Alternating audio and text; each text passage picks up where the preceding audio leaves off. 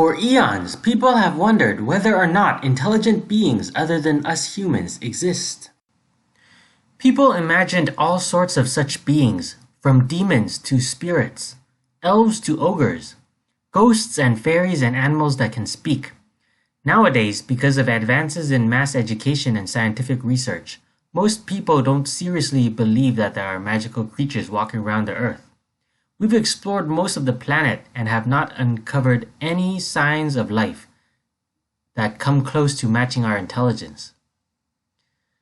However, the vast reaches of outer space remain unexplored. Of the billions and billions of planets out there in the universe, it seems conceivable that at least one of them might be home to intelligent beings. After all, if intelligent life could have evolved independently here on Earth, it seems like the chances are good that intelligent life could have arisen independently on another planet. But what could those intelligent beings look like? How do they behave? What do they eat? Would they be friendly if we reached out to them, or would they react with hostility?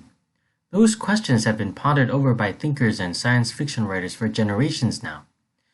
From H.G. Wells's Invading Martians in War of the Worlds to Chewie and Jabba in Star Wars, depictions of extraterrestrial intelligent life have become an integral part of today's culture.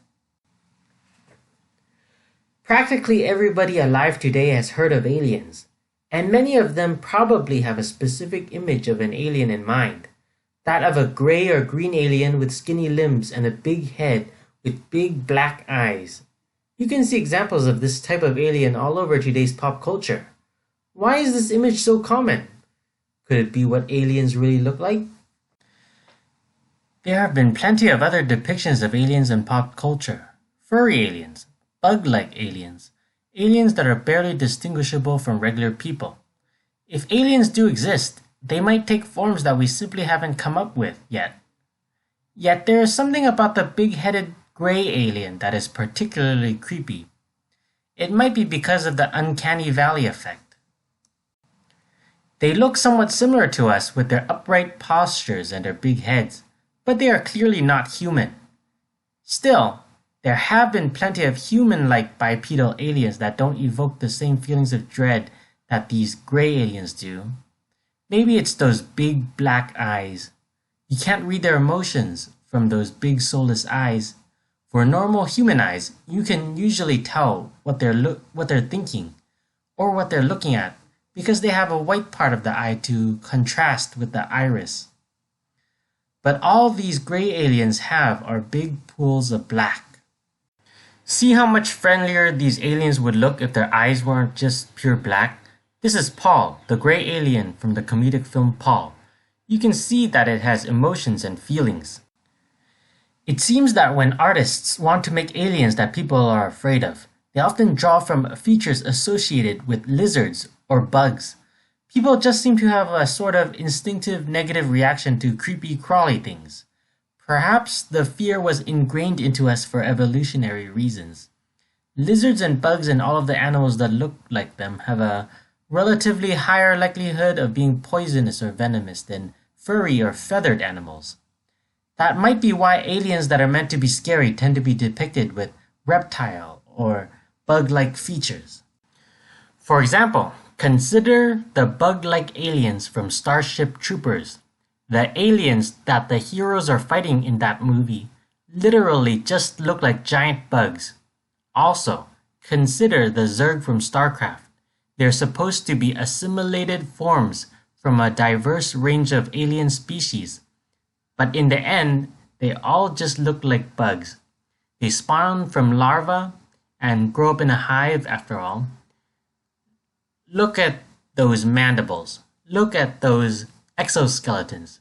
These aliens have bug written all over them. Consider the alien from, Alien. It's bug-like, it's reptile-like, it's got sharp teeth that could rip you into shreds.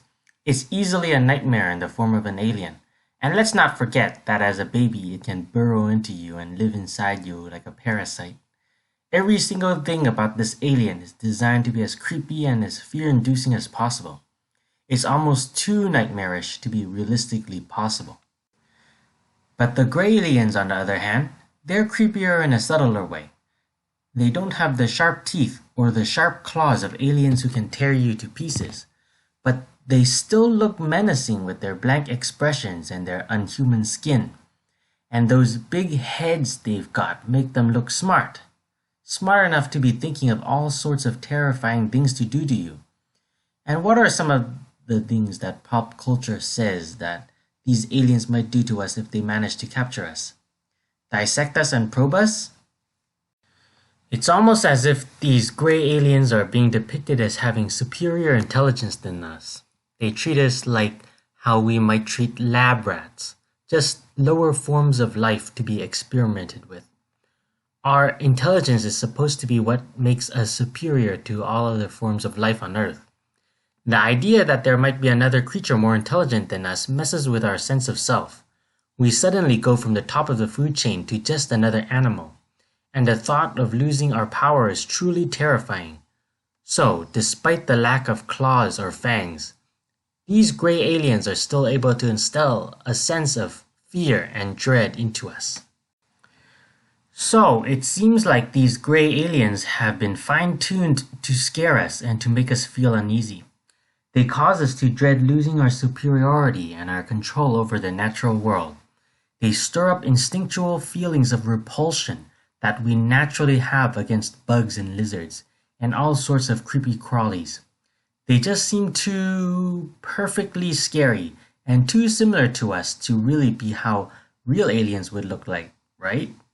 Sure, it's not impossible that these gray aliens could be real, and their similarities to us could be explained away as being the result of convergent evolution.